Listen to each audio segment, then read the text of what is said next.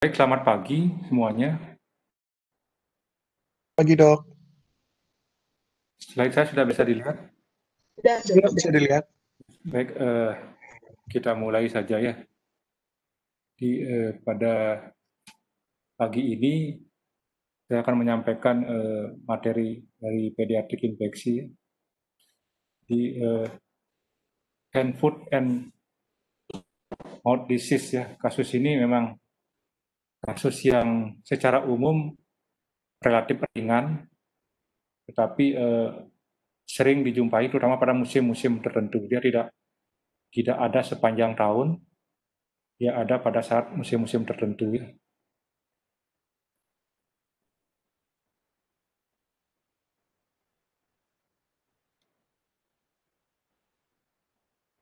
Jadi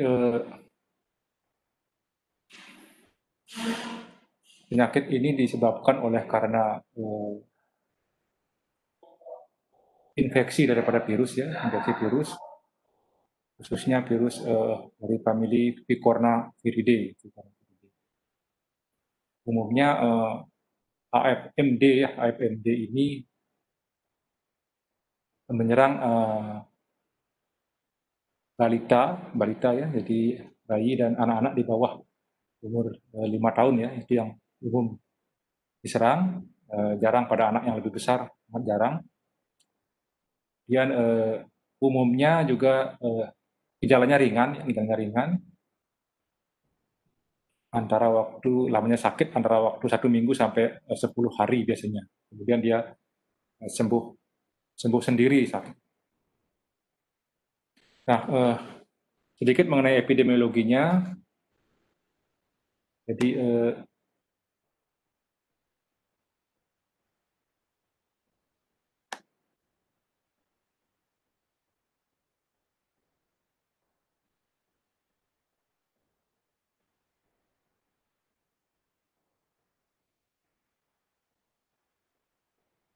jadi mulai dari dilaporkan ya,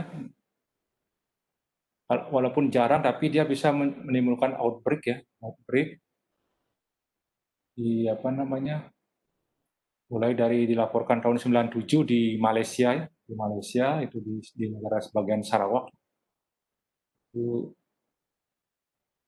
dan sampai ada kasus kematiannya. Walaupun secara teori kita tahu kasusnya jarang menimbulkan kematian, tetapi pada saat itu dilaporkan ada 3 anak yang meninggal. Kemudian tahun berikutnya di Taiwan juga eh, mengenai anak-anak yang banyak ya, jadi anak-anak banyak. Kemudian ada 400-an dengan komplikasi yang berat, dan ada sekitar 70-an kematian. Jadi bisa juga dengan kematian pada saat kondisi-kondisi tertentu. Kemudian berikutnya di Malaysia kembali, ya di bagian negara Sarawak dan Kuching itu tahun 2006 ya, tahun 97 awalnya tahun 2006 muncul kembali dia, ada KLB atau outbreak di sana. Kemudian di India tahun 2006. Waktu itu diawali dengan outbreak chikungunya, setelah itu muncul outbreak daripada HFMD ini. Waktu itu dijumpai apa namanya, sekitar 38 kasus ya. Mungkin tidak sebanyak yang sebelumnya, tapi demensia outbreak itu dari awalnya tidak ada, tiba-tiba muncul kasus dalam jumlah yang lumayan banyak. Di Cina juga dilaporkan ya, di Cina dilaporkan, ada kasus kematian di sana ya, dari 25.000 kasus, ada 42 kematian. Nah, kemudian berikutnya di Singapura tahun 2008 ya dilaporkan kasus outbreak HFMD dengan sekitar kurang lebih 2.600 kasus. Disusul di Vietnam, kemudian Mongolia, Brunei. Jadi negara-negara Asia Tenggara itu ya. Di China kembali, jadi tahun 2009 muncul kasusnya dengan beberapa kasus kematian ya dilaporkan. Nah, apa penyebab kematiannya? Mungkin karena komplikasi yang berat tadi ya, dilaporkan. Berikutnya, nah di Indonesia sendiri pada tahun yang sama, kurang lebih tahun 2000-an tersebut,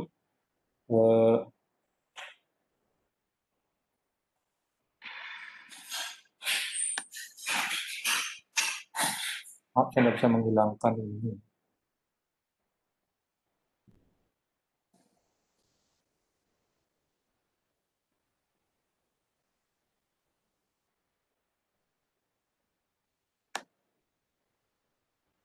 Jadi di Indonesia sendiri ya, jadi nah ini mungkin kalian pernah biasa mendengar flu Singapura itu ya.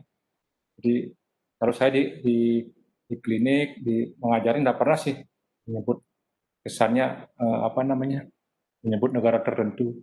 Ya mungkin pada saat itu karena awalnya berasal dari apa namanya masyarakat yang datang dari Singapura, datang ke Jakarta membawa kasus ini sehingga waktu itu dan kebetulan waktu itu mungkin di Singapura lagi flu dan lagi outbreak HFMD ini sehingga secara tidak sadar orang menyebut oh flu Singapura sehingga pada saat itu gimana komunitas kesehatan kita di Jakarta memberikan warning ya kepada masyarakat sama dari orang yang berperjalanan dari Singapura ke Indonesia harus diawasi ya sama seperti kasus sekarang dengan kasus COVID ini ya dari negara-negara tertentu kita awasi demikian juga masyarakat kita keluar juga diawasi jadi mungkin seperti itu kasusnya pada saat itu tapi mungkin tidak seheboh COVID-19 yang saat ini berkembang. Nah, apa penyebabnya HFMD ini? HFMD ini sekali lagi infeksi virus ya. Infeksi virus tadi dari famili Picornaviridae ya. Ditengarai ada dua jenis virus yang diidentifikasi ya. Ada Coxsackie virus dan enterovirus ya. Nah, yang Coxsackie virus itu lebih spesifik lagi Coxsackie A16 ya. Itu pada di Amerika Serikat umum dijumpai sebagai penyebab utama HFMD ini. Kemudian Coxsackie yang lain adalah Coxsackie virus A6 ya dapat juga menyebabkan HFMD dan disampaikan bahwa simptomnya lebih berat dibanding A16. Kemudian enterovirus 71 ya ini juga dapat menyebabkan HFMD ini. Nah ini yang dihubungkan dengan kasus-kasus yang terjadi di daerah apa namanya Asia Tenggara ya Asia Timur dan Asia Tenggara.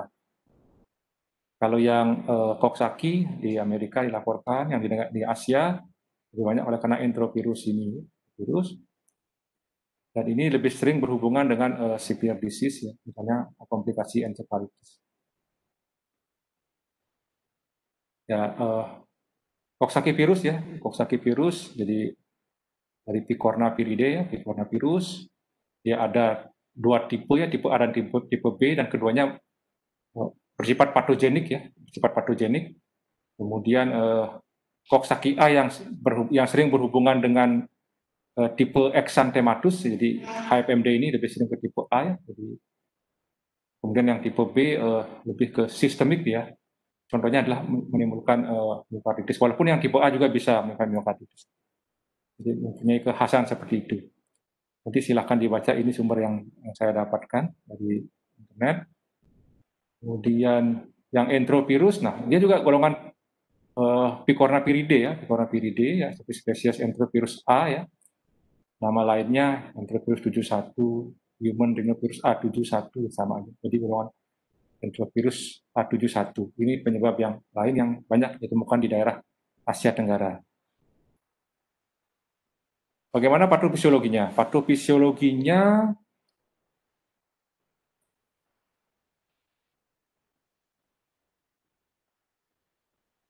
jadi bagaimana dia menyebar dia menular secara droplet ya, hampir sama dengan infeksi virus pada umumnya secara droplet. Kemudian dia bisa masuk melalui apa namanya mulut dan respiratory tract. Jadi masuk ke sana, kemudian sampai di di traktus gastrointestinal, di traktus respiratory tract. Di sana dia biasanya menyebar melalui percikan ludah, percikan bersin dan sebagainya. Nah, kemudian virus masuk ke sana di daerah gastrointestinal dan respiratory tract itu menyampai jaringan limfoid di lower intestine dan kemudian di daerah parik. Di sana dia kemudian akan berkembang. Berkembang dulu di jaringan limfoid lokal di sana. Nah, setelah berkembang banyak, kemudian dia bisa menyebar, ya, kemudian menyebar terjadi viremia, mencapai organ-organ di seluruh tubuh. Jadi menyebar ke organ di seluruh tubuh, baik di SSP, kemudian bisa di jantung, liver, dan ke tepi, itu di kulit ya, itu menyebar ya. Nah, ini secara skematik tadi dia masuk ya, masuk lewat mulut maupun lewat hidung ya, aerosol maupun ingesti ya, ingesti. Dia mencapai daerah orofaring, tonsil, ya, daerah upper respiratory tract di sini, juga mencapai di gastrointestinal. Ya. Nah, di sana dia di kelenjar limfe lokal ya, kayak patch di daerah intestinal. Dan dia berkembang, kemudian virusnya menyebar ke jaringan limfoid di multi organ tadi. Nah, setelah menyebar di sana, kemudian baru dia menyebar kembali ke secara sistemik ya, secara sistemik dan mencapai target organ ya. Target organnya misalnya ini di brain, meningen, liver, skin, dan muscle. Yang di skin ini yang menimbulkan manifestasi tadi yang kita sebut dengan hand, foot, and mouth disease. Nah, diferensial diagnosisnya herp angina ya. Demikian perjalanan infeksinya ya.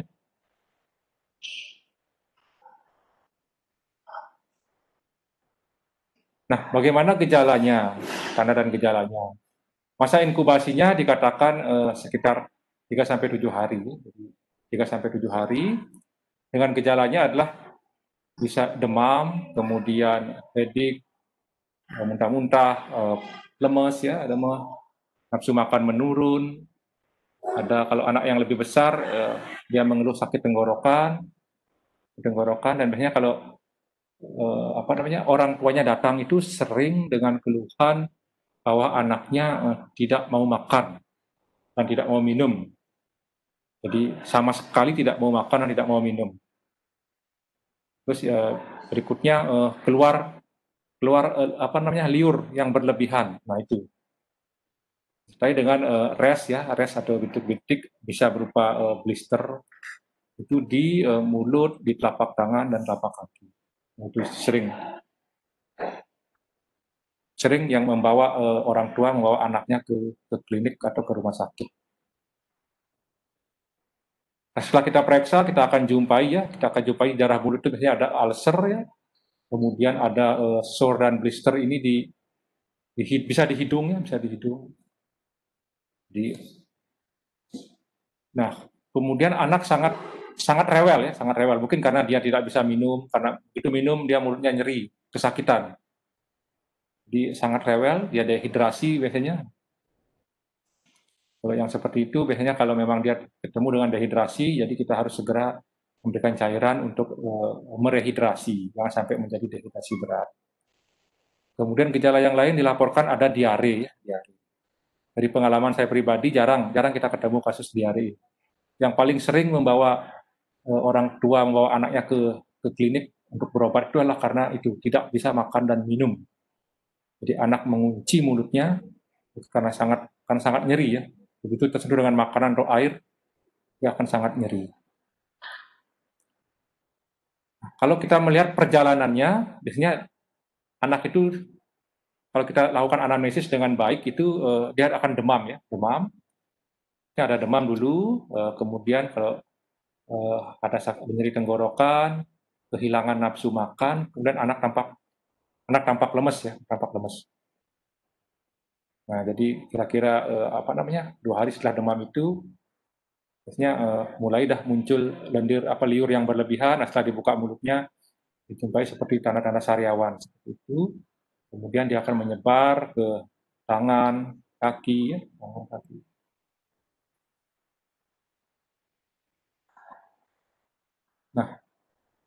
Kalau dari sisi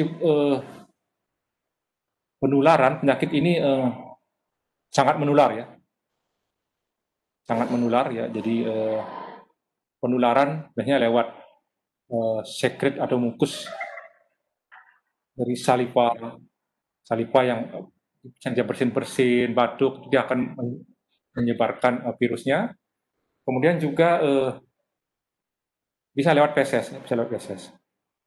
Kasus ini sering khas sekali kita jumpai biasanya di sekumpulan tempat-tempat tertentu. Biasanya misalnya kalau anak-anak kecil itu di tempat penitipan anak, di taman atau di sekolah TK ya, sekolah itu sering dilaporkan terjadi kasus yang sama. Kalau di keluarga sering dilaporkan juga adiknya atau saudaranya atau kakaknya menderita penyakit yang sama. Cuma memang manifestasi klinisnya ada yang langsung tidak ringan atau ada langsung yang tidak bisa makan. Jadi ini jadi virus dari orang yang sakit itu terus dia akan menyebarkan virus ya melalui sekresi hidung dan dari tenggorokan ya, kemudian dari blisternya itu yang dari vesikel yang ada di telapak tangan, telapak kaki itu kalau pecah dia bisa juga menyebarkan virusnya, kemudian dari fesesnya ya. Kapan masa penularan yang paling berbahaya? Biasanya dalam 1 minggu pertama sakit. Ya. Jadi selama 1 minggu pertama sakit itu, jadi mulai dari demam tadi sampai muncul blister atau vesikel tadi, begitu dia menghilang atau menyembuh baru mulai tidak menularkan lagi. Namun kadang-kadang orang-orang tertentu ya dia bisa menularkan sampai beberapa hari atau beberapa minggu ya, walaupun dia tidak bergejala. Nah ini yang bisa menularkan kepada orang lain atau anak lainnya yang tidak disadari ya. Nah apa diferensial diagnosisnya? Tentu kalau anak datang dengan bintik-bintik merah tadi, ada vesikel tadi, tentu kita harus juga memikirkan diferensial diagnosisnya, misalnya karena infeksi oleh karena enterovirus, ada erythema multiforme, herpes angina, herpes simplex, herpes zoster, Kawasaki disease, dan atau cuma faringitis biasa itu harus kita pikirkan juga. Nah, bagaimana kita mendiagnosis? Jadi seperti infeksi virus pada umumnya, kita mendiagnosis HFMD ini hanya secara klinis. Jadi kita hanya melihat ada ada riwayat demam, anak tidak bisa makan dan minum, kemudian pas dijumpai res dari vesikel ya, dari mulai peteki, dari tema vesikel, nah itu di daerah telapak tangan, telapak kaki, kemudian di mukosa mulut. Itu khas sekali. Jadi kalau seperti itu, secara klinis kita sudah bisa mendiagnosis kerja dengan HFMD. Nah ini yang sudah disampaikan tadi bahwa virus masih bisa dideteksi di feses ya sampai 6 minggu setelah infeksi.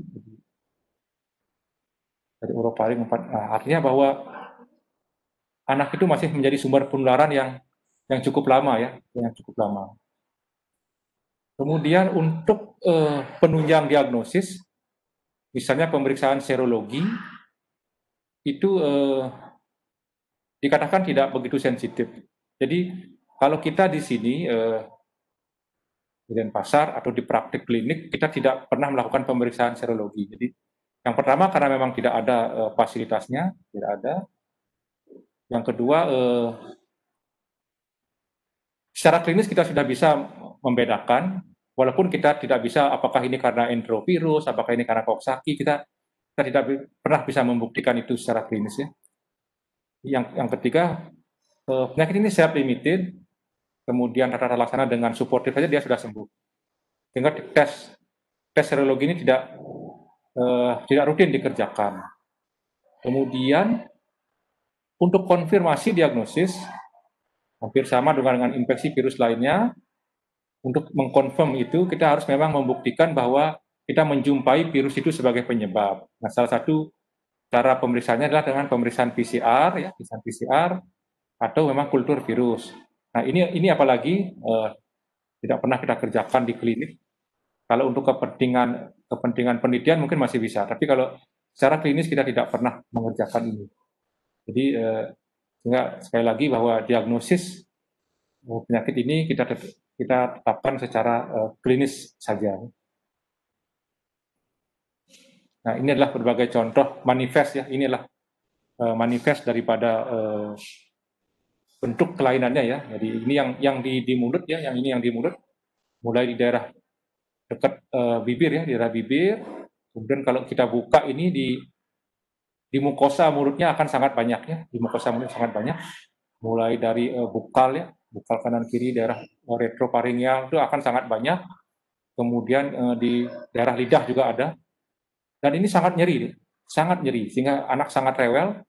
Kemudian akan tampak bayi mengeluarkan air liur yang berlebihan, sehingga ini nanti kita lihat bajunya dia akan basah karena liur yang keluar berlebihan ya.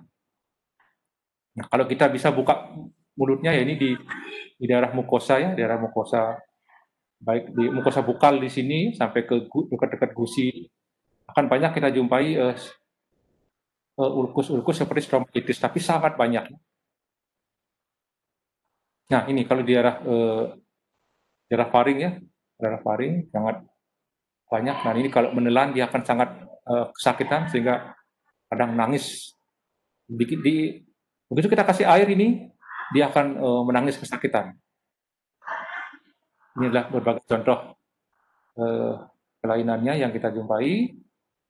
Nah, kalau kita lihat di telapak tangan, nah seperti ini nanti bentuknya ya. Istimewanya dia itu di telapak tangannya sangat banyak ya. Di punggung tangannya kalau kita balik enggak ada. Di telapak tangan. Kemudian kita cari ke daerah pangkal, ke lengan itu enggak ada. Jadi dia hanya di ujung ekstremitas saja kelainannya seperti ini. Nah, ini kalau kita lebih dekat ya, jadi berupa dari apa ya? Erythema macula, vesicle. Nah, ini sudah ada vesikelnya ya, vesikelnya. Kalau ini kita jumpai di seluruh tubuh, kita harus membedakan apakah ini varicella atau AFMD. Tapi kalau khasnya AFMD itu sudah lokal di sini, sedangkan di badan atau di tubuh itu tidak ada dia. Walaupun gambarnya ini vesikel mirip gambaran varicella ya, mirip. Tapi dia hanya di ekstremitas dan di telapaknya, baik tangan maupun kaki. Ini yang di kaki ya tidak begitu khas ya, tidak begitu jelas. Tapi dia di sini ada kelainannya. Ini yang di faring tadi kembali. Oke, itu adalah gambaran klinisnya. Sehingga kalau ketemu sekali aja kasus seperti ini, saya yakin kalian akan sudah bisa langsung mendiagnosis. Jadi sudah melihat dari jauh, sudah bisa menentukan oh ini HFMD ini. Jadi, apalagi halo, suara saya bisa didengar ya? Halo? Ini terdengar, Dok. Ya. Baik. Jadi dengan melihat saja, kalian sudah pasti akan bisa itu membedakan atau mengidentifikasi, oh ini HFMD.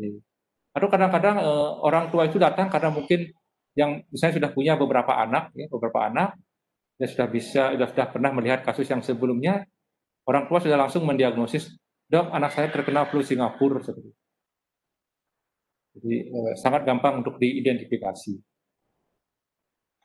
Nah, yang menjadi masalah adalah karena dia tidak bisa makan dan minum itu yang membuat dia dehidrasi sehingga harus dibawa ke rumah sakit. Nah, untuk treatment atau manajemen atau terapinya tidak ada yang terapi yang spesifik ya. Terapi hanya bersifat suportif atau simptomatis saja sesuai dengan gejala yang muncul. Misalnya kalau ada individu yang bergejala demam atau nyeri, ya, kita berikan obat analgetik. Untuk demam, ya pilihannya yang paling sederhana, aman, itu paracetamol dulu ya, paracetamol. Jadi, dosisnya secara umum sama ya, dosisnya 10-15 ml per kilo. per kali, bisa diberikan setiap 4-6 jam. Kemudian obat antivirus tidak kita berikan pada kasus ini. Memang ada kepustakaan yang menyebut diberikan ribavirin, tapi kalau kita di sini tidak memberikan, mengingat pertama antivirusnya tidak ada, yang kedua kasus ini self limiting, dengan terapi simptomatis saja, dengan terapi suportif saja, kasus ini akan membaik dengan sendirinya. Komplikasi yang ada sangat jarang. Sebentar saya akan sampaikan komplikasinya. Ya, jadi sangat sedikit ya kasus yang harus sampai dirawat di rumah sakit. Ya. Jadi yang pertama itu karena komplikasi dehidrasi, yang kedua mungkin karena komplikasi misalnya ini komplikasi neurologi atau komplikasi sistem respiratori, misalnya pneumonia dan sebagainya. Nah, ini adalah komplikasinya, jadi tidak umum terjadi. Misalnya adalah aseptic meningitis. Meningitis ini memang kalau kasus meningitis dia berat, tapi sangat jarang terjadi. Ya gejalanya klasik ya, semoga sudah mendapat kuliah meningitis ya. Kalau di anak itu dijumpai tanda-tanda meningial sign yang khas, misalnya kaku kudu, Kernik, grup Zinki 1 dan 2 yang positif. Nah itu sudah khas tanda atau gejala meningitis.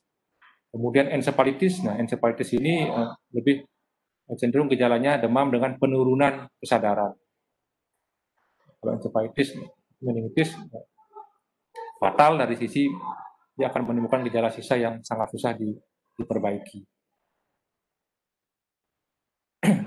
Nah ini juga dikatakan ada ini fingernail dan toenail yang loss. Tapi ini pengalaman saya selama ini tidak pernah menjumpai kasus sampai sedemikian.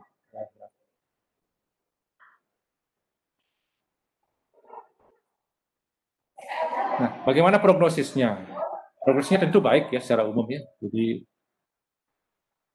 ingat yang sudah saya sampaikan tadi, self limited ya. Jadi cuma yang menjadi masalah tadi adalah virus yang masih bisa bertahan di pasien dan si pasien menjadi sumber penularan. Itu yang perlu diwaspadai. Pada anak-anak yang belum pernah terkena, itu akan sangat rentan untuk terinfeksi. Sehingga biasanya karena berkaitan dengan itu, dalam salah satu ini perawatan kita adalah anak itu harus diisolasi.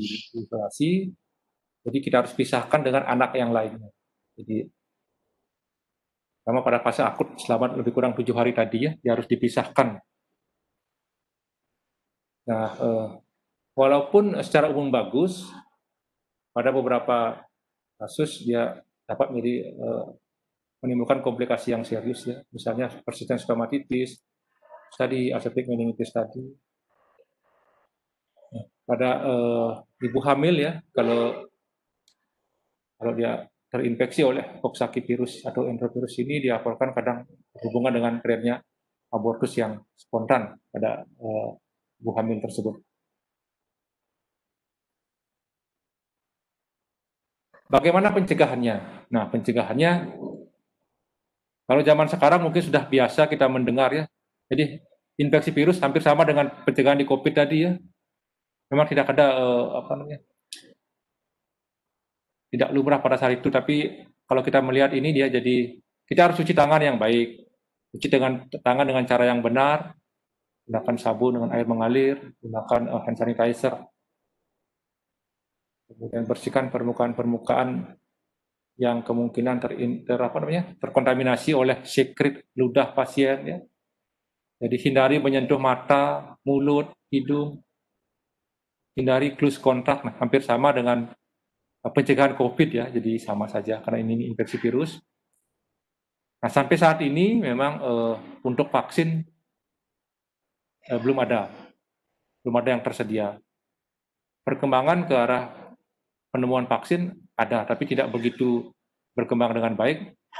Mungkin karena penyakitnya bisa sembuh sendiri, komplikasi jarang, lebih banyak biayanya untuk meneliti vaksin, kita langsung mengobati saja. Potensi untuk pandemi juga sampai saat ini belum pernah dilaporkan ya. Jadi sehingga pengembangan vaksinnya tidak begitu banyak dilaporkan ya. Jadi sampai saat ini saya juga tidak pernah mendengar pengembangan vaksin untuk HFMD ini. Nah, ya, hanya itu yang dapat saya sampaikan mengenai kasus ini ya. Jadi kasusnya tidak begitu banyak. Bahwa sebagai kesimpulan HFMD ini umum memang dijumpai pada balita ya, bayi dan anak di bawah 5 tahun. Secara umum simptomnya ringan dan bisa sembuh sendiri. Terapinya tidak ada yang spesifik dan belum ada vaksinnya sampai saat ini. Ya, jadi ini adalah referen yang saya gunakan, silakan dicari. Banyak referennya ya, banyak. Jadi ini salah satu yang saya pakai. Jadi silakan dicari referen lain. Oke, terima kasih. Jadi